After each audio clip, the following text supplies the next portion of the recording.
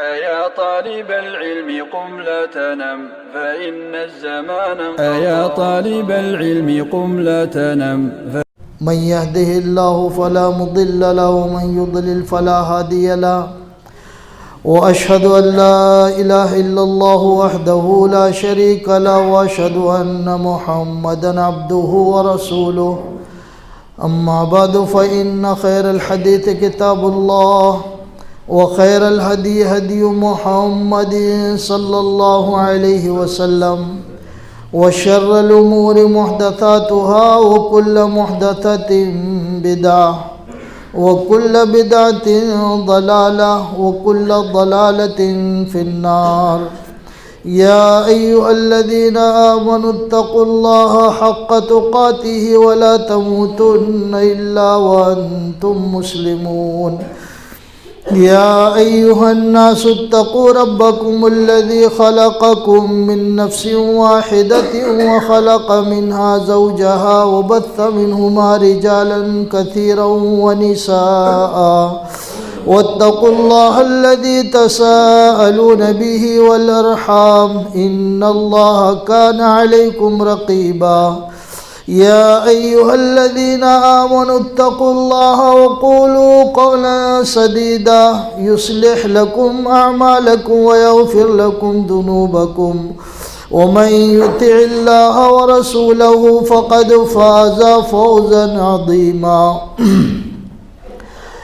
وقال تعالى في موضع آخر أعوذ بالله السميع العليم من الشيطان الرجيم من همزه ونفخه ونفثه بسم الله الرحمن الرحيم ولقد خلقنا الإنسان ونعلم ما توسوس به نفسه ونحن أقرب إليه من حبل الوريد إذ يتلقى المتلقيان عن اليمين وعن الشمال قعيد ما يلفظ من قول إلا لديه رقيب عتيد وجاءت سكرة الموت بالحق ذلك ما كنت منه تحيد ونفخ في الصور ذلك يوم الوعيد وجاءت كل نفس معها سائق وشهيد لقد كنت في غفلة من هذا فكشفنا عنك غطاءك فبصرك اليوم حديد وقال قرينه هذا ما لدي عتيد ألقيا في جهنم كل كفار عنيد مناع للخير معتد مريب الذي جعل مع الله إلها آخر فألقياه في العذاب الشديد وقال تعالى في موضع آخر بسم الله الرحمن الرحيم يا أيها الذين آمنوا ليبلونكم الله بشيء من الصيد تناله أيديكم ورماحكم ليعلم الله من يخافه بالغيب فمن اعتدى بعد ذلك فله عذاب أليم اللہ کے لیے ہر قسم کی حمد و ثنا ہے جو اس کائنات کا خالق ہے، مالک ہے، پالنہار ہے، مدبر ہے، اور ہم سب اس کے محتاج ہیں، وہ کسی کا محتاج نہیں۔ اسی نے ہر قسم کی ظاہری اور باطنی نعمتوں کا ہم پر اتمام فرمایا ہے۔ ہم سارے اس کے محتاج ہیں، وہ کسی کا محتاج نہیں۔ اس اللہ کی حمد کے بعد اس کے نبی آخر محمد الرسول اللہ صلی اللہ علیہ وسلم پر درود و سلام ہو۔ اللہم صلی علی محمد وعلی آل محمد کما صلیت علی ابراہیم وعلی آل ابراہیم انک حمید مجید۔ اللہم بارک علی محمد وعلی آل محمد کما بارکت علی ابراہیم وعلی آل ابراہیم انک حمید مجید۔ حضرات، قبل اس کے کہ ہم اپنی بات کا آغاز کریں، ہمیں اس بات کا احساس ہے کہ کتاب و سنت، منہج سلف، اس تعلق سے ہماری نوجوان نسل بڑی ناآشنا ہے۔ اور اس سلسلے میں لگاتار منبروں سے گفتگو ہونی چاہیے، اور انشاءاللہ یہ بات ہم مسلسل کئی خطبوں میں کریں گے اور ضرور کریں گے انشاءاللہ، تاکہ ہماری نوجوان نسل کو یہ معلوم ہو کہ ہمارا صحیح راستہ کیا ہے اور کیا ہونا چاہیے، کس راستے کی طرف اللہ نے ہم کو بلایا ہے، نبی نے بلایا ہے، دعوت دی ہے، اور ہمارے سلف کا جو منہج وہ کیا ہے۔ اس سلسلے میں ہم گفتگو کریں گے انشاءاللہ، لیکن آج میں نے ایک دوسرے مضمون کا انتخاب کیا ہے۔ ہماری زندگی کی دو کیفیتیں ہوا کرتی ہیں ہمیشہ، ایک تو ہماری زندگی ہوتی ہے جلوت میں، اور ایک ہماری زندگی ہوتی ہے خلوت میں۔ تو ہماری جو زندگی ہے ایک جلوت میں ہوتی ہے، یعنی لوگوں کے سامنے ہوتی ہے ہماری زندگی، سارے لوگ ہماری زندگی کے اس پہلو کو جانتے ہیں، دیکھتے ہیں اور محسوس بھی کرتے ہیں کہ ہم کس انداز میں زندگی گزار رہے ہیں۔ لیکن ایک زندگی ہوتی ہے خلوت کی، جو تنہائی کی زندگی ہے۔ تنہائی کی جو زندگی ہے، اس زندگی کے تعلق سے کچھ باتیں آج ہمیں اپنے درمیان رکھنی ہے۔ اللہ سے دعا ہے کہ اللہ تبارک و تعالی اس پہلو سے جتنی بھی غلطیاں ہماری زندگی کے اندر پائی جاتی ہیں، اللہ اس کی اصلاح کرنے کی ہمیں توفیق عطا فرمائے، اور اللہ صحیح چیز پر ہمیں عمل کرنے کی توفیق عطا فرمائے۔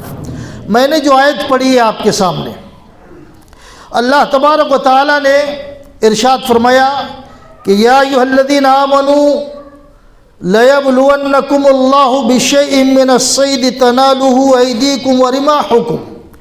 اللہ تبارک و تعالی نے فرمایا کہ ایمان والو، اللہ رب العالمین ضرور بالضرور تم کو آزمائے گا، اللہ تعالیٰ تم کو ضرور بالضرور آزمائے گا اس شکار کے ذریعے سے جو شکار تمہارے ہاتھوں کے قریب اور تمہارے نیزوں کے قریب پہنچ جائے گا۔ ایسے شکار سے اللہ رب العالمین تم کو آزمائے گا، اور اللہ تبارک و تعالیٰ یہ دیکھنا چاہتا ہے کہ تنہائی میں، خلوت میں کون اللہ تبارک و تعالیٰ سے ڈرتا ہے۔ یہاں پر اگر اہل علم موجود ہیں اور تفسیر اگر جانتے ہیں تو بالغیب کی دو قسم کی تفسیر کی گئی ہے۔ اس میں ایک تفسیر یہ ہے کہ خلوتوں میں، تنہائی میں اللہ رب العالمین سے کون ڈرتا ہے، اس اعتبار سے اللہ رب العالمین تم کو ضرور آزمائے گا۔ فَمَنِ اعْتَدَىٰ بَعْدَ ذَلِكَ، اس کے بعد جو آدمی حد سے تجاوز کرے گا، فَلَهُ عَذَابٌ أَلِيمٌ، تو اللہ رب العالمین فرماتا ہے کہ اس کے لیے دردناک عذاب ہے۔ آپ کا مائک شاید حد سے تجاوز کر رہا ہے، یہ آواز میرا ایسا مجھے محسوس ہو رہی کہ مائک کچھ آواز بند ہو رہی اور چالو ہو رہی۔ تو اللہ رب العالمین فرماتا ہے کہ ہم آزمائیں گے، اور آزمائیں گے، بالکل آزمائیں گے، ضرور آزمائیں گے کہ تمہاری خلوتوں کی زندگی کیسے ہوتی ہے۔ اور اللہ فرماتا ہے کہ اس کے بعد جو آدمی حد سے تجاوز کرے گا اس کے لیے دردناک عذاب ہے۔ یہ آیت اللہ کے نبی صلی اللہ علیہ وسلم جب صلح حدیبیہ کے لیے تشریف لے جا رہے تھے، عمرے کے لیے اللہ کے نبی صلی اللہ علیہ وسلم جا رہے تھے، تشریف لے جا رہے تھے، اور اس عمرے کے موقع پر اس سفر کے درمیان اللہ تبارک و تعالی نے ان آیات کا نزول فرمایا، 3-4 آیتوں کا نزول فرمایا کہ اے ہمارے نبی کے صحابہ کی جماعت، تم یہ یاد رکھو کہ ہم تم کو ضرور آزمائیں گے، ہم تم کو ضرور آزمائیں گے۔ یہ اللہ کے نبی کے اصحاب کی جماعت سے خطاب کرتے ہوئے اللہ رب العالمین نے فرمایا کہ ہم تم کو ضرور آزمائیں گے۔ یہ جو اہل عرب تھے، ان کا زیادہ تر گزر بسر شکار پر ہوا کرتا تھا، یہ شکار کیا کرتے تھے۔ تو حالت احرام میں اللہ تبارک و تعالی نے فرمایا کہ شکار تمہارے لیے منع ہے، لیکن اللہ رب العالمین نے فرمایا کہ ہم تم کو آزمائیں گے۔ کس اعتبار سے آزمائیں گے؟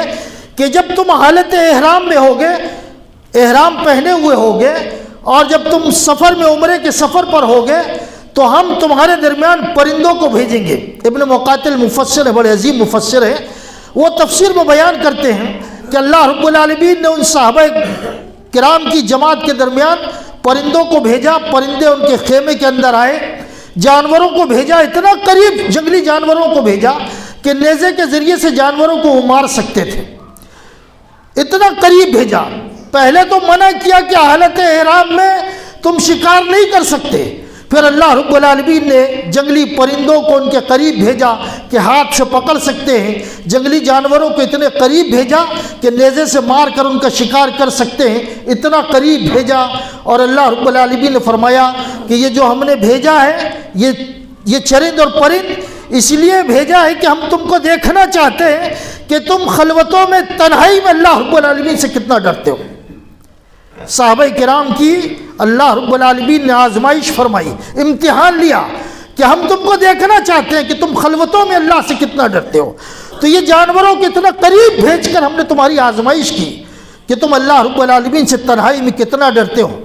تو پھر اللہ رب العالمین نے آگے ارشاد فرمایا کہ اے نبی کے صحابہ کی جماعت، تم میں سے جو کوئی بھی حد سے تجاوز کرے گا، اس اعتبار سے اللہ کی نافرمانی کرے گا، تو اللہ رب العالمین نے فرمایا فَلَهُ عَذَابٌ أَلِيمٌ، ایسے لوگوں کے لیے دردناک عذاب ہے، ایسے لوگوں کے لیے دردناک عذاب ہے۔ یہ خطاب اللہ کے نبی محمد الرسول اللہ صلی اللہ علیہ وسلم کی وہ مقدس جماعت، اصحاب کی وہ مقدس جماعت جس کی فضیلت کے تعلق سے یہ بات کہی جاتی ہے کہ انبیاء کے بعد کائنات میں اگر سب سے زیادہ کوئی مقدس جماعت ہے تو وہ اللہ کے نبی کے اصحاب کی جماعت ہے۔ اس جماعت کو خطاب کرتے ہوئے کہا اللہ رب العالمین نے کہ اگر اپنی تنہائیوں میں، اپنی خلوتوں میں اگر تم نے اللہ رب العالمین کی نافرمانی کی اور حد سے تجاوز کیا تو تمہارے لیے اللہ رب العالمین نے دردناک عذاب تیار کر رکھا ہے۔ خلوتوں میں اگر آدمی کی زندگی اللہ کی حرمتوں کو پامال کرتے ہوئے گزرے گی تو اللہ تبارک و تعالیٰ اس کو دردناک عذاب دے گا، چاہے دنیا کی کوئی بھی ہستی ہو اور کوئی بھی ذات ہو، کوئی بھی شخصیت ہو۔ تو انسان کی زندگی کی دو کیفیت ہوتی ہیں، ایک تو جلوتوں کی کیفیت، ایک خلوتوں کی کیفیت۔ جلوت ہم لوگوں کے درمیان ہوتے ہیں، ہماری زندگی لوگوں کے درمیان ہوتی ہے، تو یہاں پر جو جلوت کی زندگی ہے، گناہوں سے بچنا انسان کے لیے، اس کے گناہوں سے بچنے کے کئی ایک اسباب ہو سکتے ہیں اور آدمی بچ جاتا ہے۔ ہمارے ماں باپ ہیں، دیکھ رہے ہیں تو ہم گناہوں سے بچ جاتے ہیں، ہمارے بزرگ ہیں، بڑے لوگ ہیں، بڑے بہن بھائی ہیں تو ہم گناہوں سے بچ جاتے ہیں، ہمارے استاد ہیں تو ہم بہت سی چیزیں استادوں کو دیکھ کر نہیں کرتے ہیں۔ یہ جلوت کی زندگی، لوگوں کے سامنے کی زندگی۔ معاشرے میں ہم ڈرتے ہیں کہ اگر لوگوں کے سامنے یہ برائی کر لیں گے تو لوگ ہمیں کیا کہیں گے۔ تو جلوت میں لوگوں کے سامنے بہت سے اسباب ہیں گناہوں سے بچنے کے، لیکن خلوت میں گناہوں سے بچنے کے دنیاوی اسباب موجود نہیں۔ آپ جب تنہا ہوتے ہیں تو گناہوں سے بچنے کے اسباب نہیں ہوتے، نہ ماں باپ کا ڈر، نہ استاد کا ڈر، نہ بڑوں کا ڈر، نہ بدنامی کا ڈر، دنیا میں کسی کا کوئی ڈر نہیں، آپ تنہا ہیں۔ اور اس تنہائی میں اگر آپ نے اللہ رب العالمین کا ڈر اور خوف اپنے دل کے اندر پیدا کر لیا تو یہ سمجھ لیجئے دنیا کی کامیاب ترین شخصیت ہے آپ۔ اور اگر آپ نے اپنی خلوتوں کی زندگی میں، تنہائی کی زندگی میں اپنے آپ کو کنٹرول نہیں کیا تو یہ سمجھ جائیے دنیا کے سب سے بدنصیب آدمی ہے، سب سے بدنصیب آدمی۔ میری جو نوجوان نسل ہے ان کو سمجھانا چاہتا ہوں کہ اللہ تبارک و تعالیٰ نے وہ صحابہ کرام کے تعلق سے جو بات کہی تھی کہ ہم تم کو آزمائیں گے تنہائیوں میں، یہ 21ویں صدی یا 20ویں صدی کے اختتام پر اللہ تبارک و تعالیٰ نے لوگوں کے درمیان لوگوں کو ایسا شعور دیا کہ ان لوگوں نے ایسی چیزیں ایجاد کی کہ وہ چیزیں جہاں ہمارے لیے فائدہ مند تھیں بے انتہا نقصان دہ بھی ہیں، جس کا ایک نام ہے موبائل، جس کا ایک نام ہے موبائل۔ اس میں ہم نیٹ استعمال کرتے ہیں، اس میں ہم فیس بک استعمال کرتے ہیں، واٹس ایپ، یوٹیوب، بہت ساری چیزیں ہم استعمال کرتے ہیں نیٹ کے ذریعے سے، اور یہ ساری کی ساری چیزیں ہماری خلوتوں سے تعلق رکھتی ہیں، ہماری تنہائیوں سے تعلق رکھتی ہیں۔ دنیا میں 7.5 ارب لوگ ہیں، 7.5 ارب لوگ، 7.5 ارب لوگ میں لوگوں کے اندازے کے مطابق 5 ارب لوگ موبائل کا استعمال کرتے ہیں۔ ان 5 ارب لوگوں میں 2.5 ارب لوگ یا 2.5 سے 3 ارب لوگ موبائل میں نیٹ کا استعمال کرتے ہیں، فیس بک کا استعمال کرتے ہیں، یوٹیوب کا استعمال کرتے ہیں، واٹس ایپ کا استعمال کرتے ہیں، گوگل استعمال، ساری چیزیں جو نیٹ کی ہیں وہ ساری استعمال کرتے ہیں 2.5 سے 3 ارب لوگ۔ اور ایک سروے کے مطابق میرے نوجوانوں اس بات کو یاد رکھو کہ 13 سے 12 اور 13 سال کی عمر سے لے کر 25 سے 30 سال کی عمر تک کے جو نوجوان ہیں یہ لوگ اس میں بہت زیادہ مبتلا ہیں۔ یہ 2.5 اور 3 ارب لوگوں میں 12 اور 13 سال سے عمر کے لوگوں سے لے کر 25 سے 30 سال کی عمر کے لوگ اس میں زیادہ تر مبتلا ہیں۔ اور یہ یاد رکھو، یہ بات یاد رکھو اچھی طرح کہ شراب آپ پیتے ہیں ایک نشہ ہے، بیڑی آپ پیتے ہیں ایک نشہ ہے، سگریٹ پیتے ہیں ایک نشہ ہے، گٹکا کھاتے ہیں ایک نشہ ہے۔ سروے کرنے والوں نے، سائنسدانوں نے، مفکرین نے لوگوں کے سامنے ایک بات پیش کی ہے کہ آج کی نوجوان نسل جس طرح شراب کی عادی ہوتی ہے اور جس طرح گٹکے کی اور تمباکو کی عادی ہوتی ہے اور جس طرح بیڑی اور سگریٹ کی عادی ہوتی ہے، اسی طرح جس طرح نشے کی عادی ہے انسانیت، اسی طرح آج ہماری نوجوان نسل موبائل کی عادی ہے، موبائل کے نشے میں مبتلا ہے۔ اور اس نشے کو نام دیا ہے بجلی کے ذریعے سے پھیلنے والا نشہ۔ بجلی کے ذریعے سے پھیلنے والا نشہ، جس تیزی کے ساتھ بجلی کا کرنٹ پھیلتا ہے اور جس تیزی کے ساتھ وہ کرنٹ چلتا ہے اور سرایت کرتا ہے، اسی تیزی کے ساتھ اسی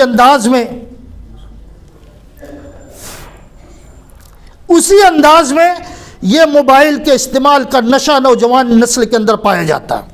آپ جانتے ہو یہ نوجوان نسل اگر ماں باپ تڑپ رہے ہیں بستر پہ تو ان کو اپنے موبائل سے فرصت نہیں ہوتی، ان کو ہوش بھی نہیں ہوتا کہ میرے ماں باپ کا انجام کیا ہو رہا ہے، یا میرے ماں باپ کو کیا تکلیف ہے، یا میرے گھر میں کسی فرد کو کیا تکلیف ہے۔ اتنا نشہ کہ بیڑی سگریٹ اور شراب سے بھی زیادہ بھیانک نشہ یہ موبائل کا ہے، اور اس نشے کے اندر نوجوان نسل مبتلا ہے۔ ان کو بغل والے کے بارے میں ہوش نہیں، ان کو اپنے گھر والوں کے بارے میں ہوش نہیں۔ رات کا جب آخری پہر ہوتا ہے تو ان کا آخری کام ہوتا ہے یہ موبائل کا استعمال، اور جب صبح نیند سے یہ بیدار ہوتے ہیں تو ان کا سب سے پہلا کام ہوتا ہے موبائل کا استعمال۔ یہ ان کی خلوتوں کی زندگی انتہائی خطرناک ہے، انتہائی خطرناک۔ اور یہ بات مبالغے کی نہیں ہے، یہ بات حقیقت ہے کہ آج کی نوجوان نسل کے اندر یہ موبائل کا جو استعمال ہے، نیٹ کا جو استعمال ہے، ننگائی اور بے حیائی کا جو استعمال ہے، یہ فحاشی کا جو استعمال ہے، نشے سے زیادہ خطرناک ہے، اور نشے سے زیادہ نشہ ان کے دل و دماغ کے اندر پیدا کر چکا ہے۔ ان کو کسی چیز کا ہوش نہیں، ایک شرابی جس کو کسی چیز کا ہوش نہیں رہتا، اسی طرح موبائل کے نشے والے کو جب وہ نشے کے اندر مبتلا ہوتا ہے تو کسی چیز کا ہوش نہیں رہتا۔ تو بہت تیزی کے ساتھ یہ نشہ نوجوان نسل کے اندر پھیلا ہوا ہے اور ان کی خلوتوں کی زندگی تباہ ہو رہی ہے۔ یہ نوجوان 12 سال کے اور 13 سال کے ہمارے ہاں بزرگ موجود ہیں۔ ہمارے ہاں جب شادی ہوا کرتی تھی، شادی بیاہ ہوا کرتے تھے، تو یہ لڑکوں کو جن کی شادی ہوتی تھی بزرگ لوگ سمجھایا کرتے تھے کہ اپنی بیوی کے ساتھ کیسے سلوک کرو گے، کس طرح کی زندگی گزارو گے، بیوی کے کیا حقوق ہیں اور بیوی کے پاس جا کر کرتے کیا ہیں۔ یہ 22 سال 25 سال کے لڑکوں کو سمجھایا جاتا تھا، لوگ سمجھاتے تھے، کسی کو معلوم نہیں ہوتا تھا کہ یہ راز کی باتیں کیا ہوتی ہیں۔ اور یہ آج 10 سال کے اور 12 سال کے بچوں کو سب کچھ معلوم ہے، یہ موبائل کے اندر وہ چیز دیکھتے ہیں، یہ بوڑھوں سے زیادہ تجربے کار ہیں۔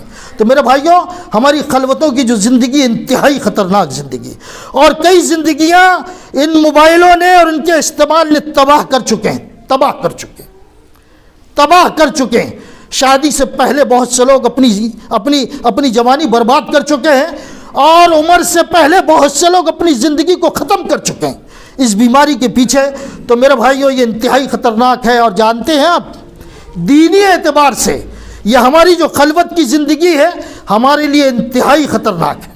اللہ رب العالمین نے جو آیت میں نے آپ کے سامنے پڑھی ہے، اس میں اللہ تبارک و تعالیٰ نے جو بات ارشاد فرمائی ہے کہ ہم تم کو خلوتوں میں ضرور آزمائیں گے، اور یہ بات صحابہ سے کہی گئی تھی 19ویں صدی کے اختتام 20ویں صدی کے اختتام اور 21ویں صدی کے شروع میں یہ بات اللہ تبارک و تعالیٰ کی جو ہم پر صادق آتی ہے. آج ہماری خلوتوں کو اللہ رب العالمین آزما رہا ہے. بہت سی چیزیں ہمارے ہاتھوں میں دے کر یہ چیزیں ہم سے آزمائی جا رہی ہیں، اور اگر ہم اس آزمائش میں نہیں اترے پورے اور ہم نے اپنی خلوتوں کی اصلاح نہیں کی تو فرمایا فَمَنِ اعْتَدَىٰ بَعْدَ ذَلِكَ فَلَهُ عَذَابٌ أَلِيمٌ. جو آدمی حد سے تجاوز کرے گا اس کے لیے دردناک عذاب ہے، انتہائی دردناک عذاب ہے. اور اللہ رب العالمین نے فرمایا ان الذين يحبون ان تشيع الفاحشة في الذين آمنوا لهم عذاب أليم في الدنيا والآخرة. اللہ رب العالمین فرماتا ہے کہ جو لوگ ایمان والوں کے درمیان فاحشات کو، بے حیائی اور ننگائی کو عام کرنا چاہتے ہیں تو ان کے لیے دردناک عذاب ہے، دنیاوی زندگی میں بھی اور اخروی زندگی میں بھی.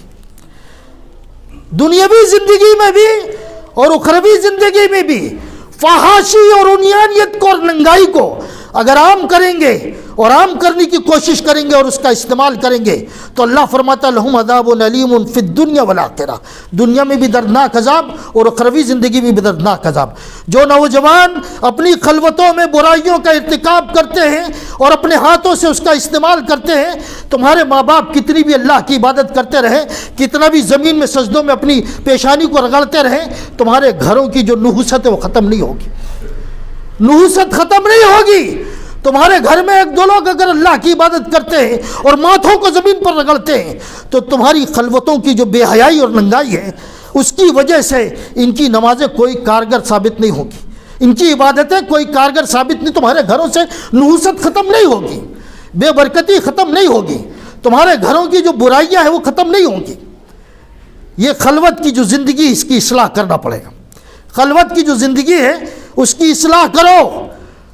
اللہ کے نبی صلی اللہ علیہ وسلم نے جو بات ارشاد فرمائی تھی ان آیتوں کی روشنی میں کہ لم تظہر الفاحشۃ فی قوم، جب کبھی بھی کسی قوم کے اندر فحاشی عام ہوتی، میں ایک سوال آپ سے کرتا ہوں کہ جن جن گھروں میں موبائل استعمال ہوتا ہے اور خاص طور پر نوجوان نسل میں موبائل استعمال ہوتا ہے، کوئی ایک گھر بتا دو کہ جس گھر کے اندر فحاشی کے لیے اس موبائل کا استعمال نہ ہوتا ہو.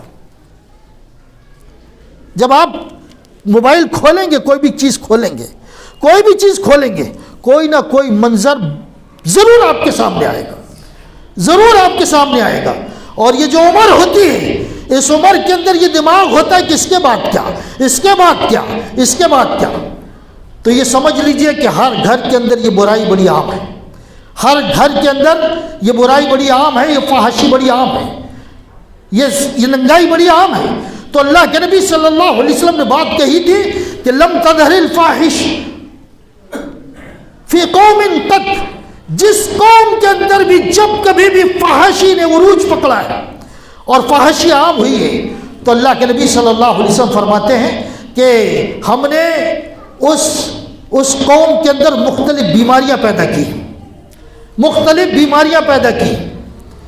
اس قوم کے اندر مختلف بیماریاں پیدا کی، مختلف عذاب ہم نے اس قوم کے اندر نازل کیے، مختلف عذاب. اور ایسی بیماری کہ پچھلے زمانے میں ان بیماریوں کا لوگوں نے نام بھی نہیں سنا تھا. ایسی خطرناک بیماریاں. کیوں؟ کہ اس قوم کے اندر فحاشی عام ہوئی، عریانیت عام ہوئی، ننگائی عام ہوئی. تو اللہ رب العالمین اللہ کے نبی فرماتے ہیں کہ ہم نے اس قوم کے اندر مختلف بیماریاں پیدا کی. جب بھی اللہ کے بندے فحاشی اور عریانیت پر عمل کریں گے اور اس کو اپنائیں گے تو اللہ کی طرف سے مختلف قسم کے عذاب نازل ہوتے رہیں گے. کیا آپ سمجھتے ہیں کہ یہ جو کرونا لفظ ہے آج جس کی تحقیق چل رہی ہے، جس کے بارے میں ریسرچ ہو رہا ہے، اور ایسی بہت سی بیماریاں جس کو لوگوں نے آج تک نہیں جانا تھا یہ ایسے ہی آ گئی، یا اس طرح کی جتنی بھی بیماریاں وہ ایسے ہی عام ہو گئی. یہ انسانیت کے گناہوں کا اثر ہے انسانی زندگی کے اندر. تو میرے نوجوان بھائیوں، ہماری جو خلوت کی زندگی ہے اس کی ہم کو اصلاح کرنی ہے. اگر یہ ہماری صحیح نہیں ہوئی، ہماری تنہائی کی زندگی اگر صحیح نہیں ہوئی تو یہ بات یاد رکھو کہ مختلف بیماریاں بھی آئیں گی، گھروں میں نحوست بھی آئے گی، گھروں میں بے برکتی بھی آئے گی، گھر تباہ ہوں گے، برباد ہوں گے. یہ خلوت کی جو ہماری تنہائی کی زندگی ہے اگر اس کی اصلاح نہیں ہوگی. اور یاد رکھو ایمانی اعتبار سے اللہ کے نبی صلی اللہ علیہ وسلم نے بات ارشاد فرمائی کہ الحیاء والایمان قرناء جمیعا، حدیث یاد رکھنا۔ اللہ کے نبی صلی اللہ علیہ وسلم فرماتے ہیں کہ حیا، شرم اور حیا اور ایمان یہ لازم اور ملزوم ہے۔ حیا اور ایمان یہ لازم و ملزوم ہے۔ اذا رفع احدهما رفع الاخر، ان دونوں میں سے کوئی ایک اگر چلی جائے تو دوسری خود بخود چلی جاتی ہے۔ سمجھتے ہو اس کا مطلب کیا ہے؟ کہ حیا جو ہے، شرم اور حیا، جتنی بھی ننگائی، عریانیت، فحاشی، بے حیائی پر عمل کرنے والے ہیں، ان کے اندر سے شرم اور حیا نکل جاتی ہے۔ جب آپ کثرت سے اس کا استعمال کرتے ہیں، شرم اور حیا آپ کے اندر سے نکل جاتی ہے۔ اور نبی نے فرمایا کہ شرم اور حیا اور ایمان دونوں لازم و ملزوم ہیں۔ شرم اگر چلی گئی تو ایمان خود بخود چلا جاتا ہے، اور ایمان اگر چلا گیا تو شرم اور حیا خود بخود چلی جاتی ہے۔ آپ مسلمان ہیں، اور اگر آپ مسلسل بے حیائی، فحاشی اور عریانیت کا استعمال کر رہے ہیں تو اس کا مطلب آپ کے اندر سے شرم ختم ہو گئی، اور جب شرم ختم ہو گئی، حیا ختم ہو گئی، تو ایمان خود بخود چلا جاتا ہے۔ یہ دونوں لازم اور ملزوم چیز ہیں۔ شرم بھی لازم اور ایمان بھی لازم، دونوں لازم و ملزوم۔ شرم بھی ضروری اور ایمان بھی ضروری، ایمان بھی ضروری اور شرم بھی ضروری۔ اگر شرم اور حیا نہیں تو ایمان نہیں، اور ایمان نہیں تو شرم اور حیا نہیں۔ تو میرے بھائیوں، یہ جو عریانیت اور فحاشی ہے تنہائی کے اندر، یہ ہمارے لیے بے انتہا خطرناک ہے۔ ایک بات اور یاد رکھیں اس سلسلے میں، لذتیں دنیا کے اندر دو قسم کی ہوتی ہیں۔ دو قسم کی لذت ہوتی ہے، ایک لذت ہوتی ہے بھلائی کی، اور ایک لذت ہوتی ہے برائی کی۔ میں نے پچھلے شاید 1-2 خطبہ پہلے چھوٹی مسجد میں خطبہ دیا ہے۔ میں نے اس خطبے میں دل کے تعلق سے کچھ باتیں کہی، اور دل مردہ ہو جاتے ہیں، بڑی تفصیل کے ساتھ بات کی اس میں۔ تو لذت جو ہے وہ دو قسم کی ہوتی ہے۔ میں نے اس خطبے میں کہا تھا کہ جب دل مردہ ہو جاتے ہیں تو کوئی بھی چیزیں اندر نہیں جاتی، اچھی چیزیں اندر نہیں جاتی۔ دل جب سخت ہو جاتے ہیں، برائی کے عادی ہو جاتے ہیں، تو اتنے خراب ہو جاتے ہیں کہ کوئی اچھی چیز اس کے اندر جاتی نہیں۔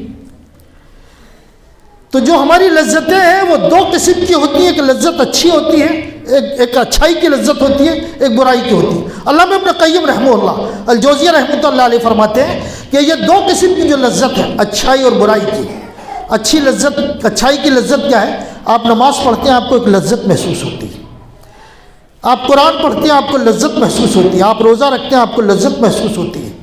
نوجوانوں یاد رکھو، یہ خطیبوں کی قواز، یہ مقرروں کی تقریر، یہ واعظوں کا واعظ، خطیبوں کا خطاب، مولویوں کی باتیں آپ کے دل و دماغ کے اندر جو نہیں اترتی، جو آپ کو بات سمجھ میں نہیں آتی، اور جو اچھی چیزیں آپ کے دل و دماغ میں نہیں اترتی، اس کی وجہ میں آپ کو بتا رہا ہوں کہ یہ جو لذت ہے، اچھائی کی لذت الگ ہوتی ہے، نماز کی، روزے کی، قرآن کی تلاوت کی، نیکی کرنے کی لذت ہوتی ہے، اور ایک لذت ہوتی ہے برائی کی۔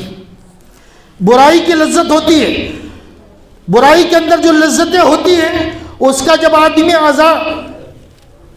آدمی جو ہے اس لذت کا عادی ہو جاتا ہے، برائی کی لذت کا، تو پھر اچھی چیز کی لذت اس کو محسوس نہیں ہوتی۔ علامہ ابن قیم رحمۃ اللہ علیہ فرماتے ہیں کہ یہ جو برائی کی لذت والا آدمی ہے، برائی کرنے والا، یہ برائی کا عادی ہو جاتا ہے، اس کو اچھی چیز کی لذت محسوس نہیں ہوتی، برائی کا عادی۔ انہوں نے مثال دی کہ ایک آدمی اچھا بھلا ہے، اس کو آپ سیب کھلاؤ تو سیب لذیذ لگتا ہے، اس کو انگور کھلاؤ تو انگور لذیذ لگتا ہے، انار کھلاؤ اس کو لذیذ لگتا ہے۔ یہ ساری چیزوں کی کیفیت، اس کی مٹھاس اور اس کی جو خصوصیت وہ محسوس ہوتی ہے۔ لیکن اگر وہی آدمی بیمار ہو جائے تو آپ اس کو سیب کھلاؤ تو اس کے سیب کڑوا پن لگتا ہے، اس کو انار کھلاؤ کڑوا پن لگتا ہے، اس کو انگور کھلاؤ کڑوا پن لگتا ہے، کھجور کھلاؤ کڑوا پن لگتا ہے۔ کتنا بھی اچھا فروٹ اس کو کھلاؤ، اس کو کڑوا پن محسوس ہوتا ہے۔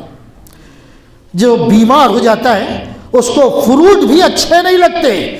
اسی طرح جو برائی کی لذت کا عادی ہو جاتا ہے، اس کو اچھائی اچھی نہیں لگتی، اس کو نیکی اچھی نہیں لگتی، نیکی اس کے دل و دماغ میں اترتی نہیں، وہ اس قدر عادی ہو جاتا ہے اس کا کہ پھر اچھی چیز اس کو اچھی نہیں لگتی، اور اچھی چیزوں میں کوئی لذت نہیں آتی اس کو۔ تو میرے بھائیوں اس قدر عادی برائی کا اپنے آپ کو مت بنا لو کہ اپنی شناخت کھو جاؤ، یہ پہچاننا بھول جاؤ کہ ہم کیا ہیں، اور یہ جاننا بھول جاؤ کہ کس اچھی چیز میں کس طرح کی لذت ہوتی ہے۔ اتنا برائی میں مبتلا مت ہو جاؤ، اپنی اس خلوت کی زندگی کی اصلاح کر لو۔ یہ جو دنیاوی اعتبار سے بھی انتہائی خطرناک ہے اور اخروی اعتبار سے بھی انتہائی خطرناک ہے، انتہائی خطرناک۔ میرے بھائیوں، اللہ تبارک و تعالی سے ڈرو۔ اللہ کے نبی صلی اللہ علیہ وسلم نے یہ بات ارشاد فرمائی کہ پرانے پیغمبروں میں کسی نبی پر اللہ رب العالمین نے وحی کی کہ میرے بندوں کو سمجھاؤ، میرے بندوں کو سمجھاؤ۔ نوجوانوں یاد رکھو، میرے بندوں کو سمجھاؤ کہ تم اپنے ماں باپ کے ڈر سے برائی نہیں کرتے، اپنے استاد کے ڈر سے برائی نہیں کرتے، اپنے معاشرے کے بڑوں کے ڈر سے برائی نہیں کرتے، اور دنیا کے لوگوں کو دیکھ کر برائی نہیں کرتے۔ ان لوگوں سے زیادہ کمزور کیا میں ہوں کہ میں دیکھ رہا ہوں پھر بھی تم برائی کر رہے ہو؟ یہ سارے لوگ دنیا کے جو ہیں ان سے زیادہ گیا گزرا ہوں میں۔ رب کہتا ہے کہ کیا ان سے گیا گزرا ہوں؟ میں دیکھ رہا ہوں اور مجھے دیکھتے ہوئے تم محسوس بھی کر رہے ہو، اس کے بعد بھی تم برائی کر رہے ہو، تو کیا دنیا کے سارے لوگوں سے کمزور تم مجھے محسوس کرتے ہو؟ اللہ رب العالمین دیکھ رہا ہے، اللہ تبارک و تعالیٰ دیکھ رہا ہے، اس لیے اپنی اصلاح کرو۔ اللہ کے نبی محمد رسول اللہ صلی اللہ علیہ وسلم نے بڑی بہترین حدیث ارشاد فرمائی، ترغیب و ترہیب اور دوسرے مقامات پر یہ حدیث موجود ہے۔ حضرت ثوبان رضی اللہ عنہ حدیث کے راوی ہیں، اللہ کے نبی صلی اللہ علیہ وسلم فرمایا لَأَعْلَمَنَّ أَقْوَامًا مِّنْ أُمَّتِي يَأْتُونَ يَوْمَ الْقِيَامَةِ بِأَعْمَالٍ أَمْثَالِ جِبَالِ تِہَامَ بَيْضَاء۔ اللہ کے نبی صلی اللہ علیہ وسلم عرب مکہ کے اندر جو پہاڑ ہیں، سمجھانے کے لیے آپ کو بڑا لمبا سلسلہ ہے پہاڑوں کا، بہت وسیع اور عریض پہاڑ ہیں، ان کو تہامہ کے پہاڑ کہا جاتا ہے۔ بڑے ایسے کئی سو کلومیٹر وہ پہاڑ پھیلے ہوئے ہیں۔ تو اللہ کے نبی صلی اللہ علیہ وسلم نے اپنے اصحاب کو سمجھایا کہ میں ایک ایسی امت کو، ایسی قوم کو جانتا ہوں، ایسی قوم کو جانتا ہوں کہ جو قوم اللہ رب العالمین کی بارگاہ میں آئے گی تہامہ پہاڑ کے برابر نیکیاں لے کر، نیک اعمال لے کر تہامہ پہاڑ کے کئی سو کلومیٹر تک وہ پہاڑ پھیلا ہوا ہے۔ تو اللہ کے نبی صلی اللہ علیہ وسلم نے فرمایا میں اپنی قوم کے لوگوں کو جانتا ہوں کہ جو اتنی بھلائیاں لے کر، اتنے نیک اعمال لے کر اللہ کی بارگاہ میں میدان محشر میں پہنچیں گے، لیکن فَيَجْعَلُهَا هَبَاءً مَنْثُورًا، اللہ تبارک و تعالیٰ ان کے اعمال کو ذرات کی طرح ہوا میں اڑا دے گا۔ ہوا کہتے ہیں کسی جگہ اگر سورج کی روشنی کسی باریک جگہ سے آتی ہے اور وہ روشنی کی جو لکیر پڑتی ہے، اس لکیر کے اندر جو ذرات آپ اڑتے ہوئے دیکھتے ہیں تو عربی میں اس کو ہوا کہتے ہیں۔ تو بکھرے ہوئے ذرات کی طرح اللہ تبارک و تعالیٰ پہاڑ کے برابر عمل لائے ہوئے کے عمل کو کر دے گا۔ کیسے؟ بکھرے ہوئے ذرات کے مطابق۔ تو ثوبان رضی اللہ عنہ کہتے ہیں اللہ کے رسول وہ قوم جو ہے اس کے بارے میں ہمیں بتائیے کہ وہ کون سی قوم ہوگی، کیسے لوگ ہوں گے، کیسی قوم ہوگی؟ تو اللہ کے نبی صلی اللہ علیہ وسلم نے فرمایا کہ وہ تمہارے بھائی ہوں گے، تمہارے کنبے اور قبیلے سے ہوں گے، تمہارے کنبے اور قبیلے سے ہوں گے، تمہارے بھائی ہوں گے، اللہ کی بارگاہ میں راتوں کو کھڑے ہو کر تہجد ادا کریں گے۔ اللہ اکبر، اللہ کی بارگاہ میں کھڑے ہو کر راتوں کو تہجد پڑھیں گے، فرائض کا اہتمام کریں گے، نیکیاں کریں گے، بظاہر تم کو محسوس ہوگا کہ یہ اللہ کے نیک بندے ہیں، لیکن اللہ کے نبی صلی اللہ علیہ وسلم فرماتے ہیں یہ سارے عمل لے کر یہ تمہارے ہی بھائی، تمہارے کنبے قبیلے کے لوگ ہوں گے جو اللہ کی بارگاہ میں جائیں گے، اور ان کے عمل کو اللہ تبارک و تعالیٰ، ان تہجد گزاروں کے عمل کو اللہ رب العالمین ذرات کی طرح اڑا دے گا۔ کیوں ہوگا ایسا؟ جانتے ہو کیوں ہوگا؟ اذا خلو، جب یہ تنہائی میں ہوا کرتے تھے تو اللہ رب العالمین کی حرام کردہ چیزوں کا ارتکاب کرتے تھے، تنہائی میں اللہ کی حرام کردہ چیزوں کا ارتکاب کرتے تھے۔ اے نوجوان نسل، جب ہم بیٹھتے ہیں موبائل میں اکیلے میں، دروازے بند کر کے، کھڑکیاں بند کر کے، یہ دیکھ کر کہ ہمیں کوئی دیکھ نہیں رہا ہے، اور ہم اپنی انگلیوں کا استعمال کرتے ہیں موبائل میں فحاشی کو دیکھنے کے لیے، عریانیت کو دیکھنے کے لیے، ننگائی کو دیکھنے کے لیے، یہ ہماری تنہائی ہے جس میں ہم اللہ رب العالمین کی حرام کردہ چیز کا استعمال کرتے ہیں۔ تو اللہ رب العالمین فرماتا کتنی بھی نیکی لے کر آؤ گے تمہاری نیکی ذرے کی طرح ہو جائے گی، تمہاری نیکی کا تم کو کوئی فائدہ نہیں ہوگا۔ اللہ اکبر۔ تہجد گزار بھی آئے گا، رات میں تہجد گزار بھی، اور تنہائی میں برائیوں کا ارتکاب کرتا تھا، تو اس کی تہجد کا اللہ کی بارگاہ میں کوئی فائدہ نہیں ہوگا، کوئی فائدہ نہیں۔ ہبا منثورا، اللہ رب العالمین اس کی نیکیوں کا ہوا میں اڑا دے گا، ذرات کی طرح اس کی نیکیاں اڑ جائیں گی، اس کی نیکی کا کوئی فائدہ نہیں۔ بہت خطرناک گناہ ہے یہ جو خلوت کا گناہ ہے، تنہائی کا گناہ ہے، بہت خطرناک گناہ۔ جانتے ہو یہ گناہ کرتے ہوئے آپ یہ سوچ رہے ہو کہ اللہ نہیں دیکھ رہا ہے، آپ نے اللہ کو دنیا کے سب سے کمزور ترین ہستی سمجھا۔ دنیا کے لوگوں سے دیکھ کر آپ گناہ نہیں کرتے، اور اللہ کو دیکھتے ہوئے دیکھ رہے ہو، اس کے بعد بھی گناہ کر رہے ہو، اس کا مطلب اللہ کو کمزور سمجھتے۔ اگر ایسے ہی ذہنیت رہی تو تمہاری تہجد کا، تمہارے روزوں کا، تمہاری حج اور زکوٰۃ کا کوئی فائدہ نہیں، یہ ذرات کی طرح ہو جائیں گے عمل۔ تو خلوت میں جب آدمی گناہ کرتا ہے، انتہائی خطرناک ہے یہ گناہ۔ اذا خروا بمحارم اللہ انتہکوها، اللہ کے نبی نے فرمایا یہ جب تنہا ہوتے ہیں تو اللہ کی حرام کردہ چیزوں کا بے انتہا استعمال کرتے ہیں، تو اللہ رب العالمین ان کے اعمال کو برباد کر دے گا، ضائع کر دے گا۔ میرے بھائیوں، ان الذین یخشون ربهم بالغیب لهم مغفرۃ واجر کبیر واسروا قولکم او اجہروا به انہ علیم بذات الصدور الا یعلم من خلق وهو اللطیف الخبیر۔ اللہ فرماتا ہے اگر اپنی خلوتوں کی زندگی میں اللہ سے ڈرنے لگو گے، تنہائی کی زندگی میں اللہ سے ڈرنے لگو گے، تو اللہ تمہارے گناہوں کو معاف بھی کر دے گا اور تم کو زبردست اجر بھی عطا فرمائے گا۔ تنہائی میں اگر اللہ سے ڈرو گے تو اللہ تمہارے گناہوں کو معاف بھی کر دے گا۔ جانتے ہو اللہ کے نبی نے فرمایا تھا، خطبہ بڑا وسیع اور عریض ہے، میں اپنی بات کسی پر ختم کرتا ہوں۔